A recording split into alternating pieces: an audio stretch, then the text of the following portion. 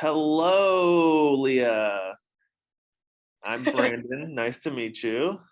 Nice to meet you as well. Thank you for having me with you. Of course. I'm glad to connect with you. This is an interview for MusicGNV. We are partnering with Night Before Media to do some interviews leading up to the Night at the Masquerade event at the Thomas Center on Saturday, July 16th. And you are playing that show. So I wanted to take this as an opportunity to learn more about what you've been up to in the community and what you have planned for the show on Saturday and where you're going with your artwork. So tell us a little bit about the music that you perform. I think it's hard for me to it's a little hard for me to describe. I don't really feel like I fit into any specific genre, but maybe that's like a subgenre of itself. I describe it like R&B, soul. I think soul like sums it up because it's like it could sound like with a little country twang, or it could be like a club beat, like something with a lot of bass, or it could be like some jazzy Erykah Badu type stuff. So I just like to produce and make music that I feel. I think feeling is the most important thing in music. I do it to make other people feel. As far as the community goes, I am very big on using my voice to speak in other ways for the community and bring light to other very important issues going on in the world, like the Bands Off Our Bodies rally and the rally that Shanae Jackson just put together and was the head of for gun rights because of the school shooting that just occurred. And I think that's really important as artists to have a purpose of what you're doing. I didn't really have a purpose like that. I felt I was just doing music just because I was really good at singing and I love music. And then I had a kid. And then I realized how important everything is, literally everything, including the lyrics you put in your music and the purpose that you have with your music. Because if you have ill intention or unaware intentions, it affects our world and our youth in such a big way. So that's very important to me. And I'm really just getting back out here in the world because I've been momming for a while now. So it feels really good. I'm really excited. Lone Lucas, Lone Lucas. That is his name. He has been I just love him and Will Henson. They're just amazing people. And they really bring the community together, and I would do anything they ask of me, probably almost anything. So before we jumped on this call, I was going through some of the videos that you've posted on YouTube and Instagram, and I was really impressed with your voice, very strong voice. Tell us a little bit about, do you have any training, or is this like just like all natural? Like what's your musical background? Yeah, I never had training. I would love training.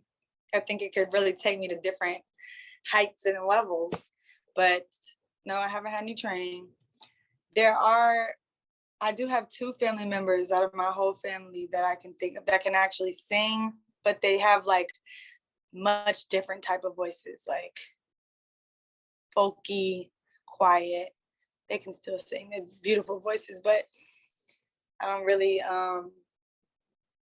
nobody else does what I do. So I always said it was God-given. God gave me this gift and I'm just trying to use it. And I don't know. I didn't really know I could sing when I was younger. I tell this story all the time, but I was probably 4 when I wrote my first song.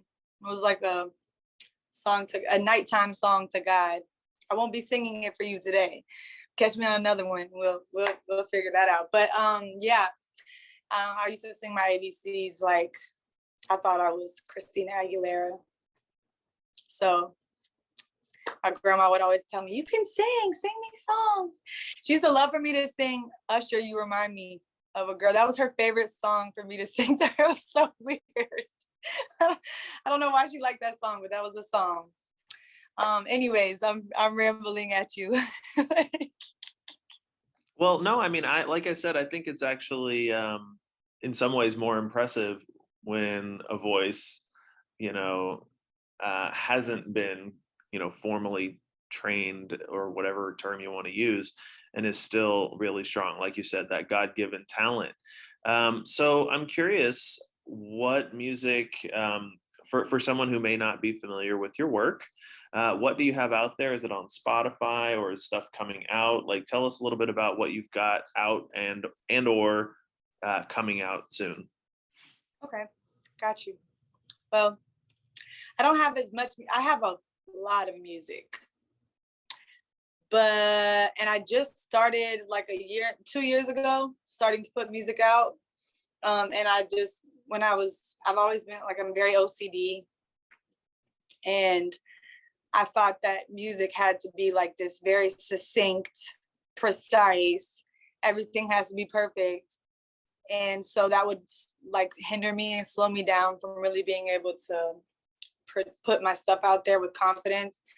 And I just realized a lot of things over the past couple of years. And so now, to answer the question, I'm currently like putting things out. I plan to put at least one song out a month, get them all mixed and mastered like they need to be. And I may or may not be making videos to some of them. I'm just really, at this point, can you see me? I'm sorry. At this point, I just want to get my stuff out there, because there's songs that people know every word to that have never been dropped before, that somehow circulate the internet. I have like really, really, really good songs that I haven't dropped. So Overrated was the recent one that I dropped. That's the one I performed at Banks Coffee for Night Before Media, June 17th.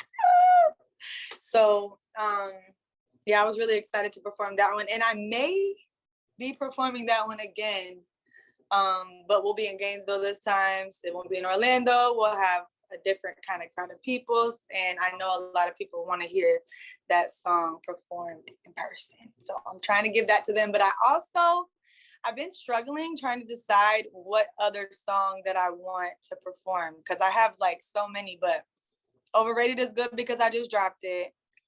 But then I have this other song that I think is the one, and it's not dropped yet. So it will be exclusively performed at the Masquerade, and I'm really excited about that. So I'm familiar with your videos on YouTube. Are you on Spotify and all the other streaming services as well, or SoundCloud? Like, where can people find your music other than YouTube? Yes, to all of that. On SoundCloud, I tend to put more songs. Like, I have songs on SoundCloud that aren't anywhere else because they are like raw, uncut, unmixed. Could be on a YouTube beat, like, covered remix type of stuff is on SoundCloud. It's kind of like my rough draft sanctuary. And then I have everything that's out is on all platforms, pretty much. The only thing I think I need to do is like probably put like lyric videos, on YouTube to get some YouTube play. But other than that, yeah, you can pretty much find me wherever. I don't know if this is TMI, but I use United Masters as my distribution company. I really like to support them, and they offer a lot of opportunities. It's really cool. So wherever they have it, that's where I'm at. I'm there.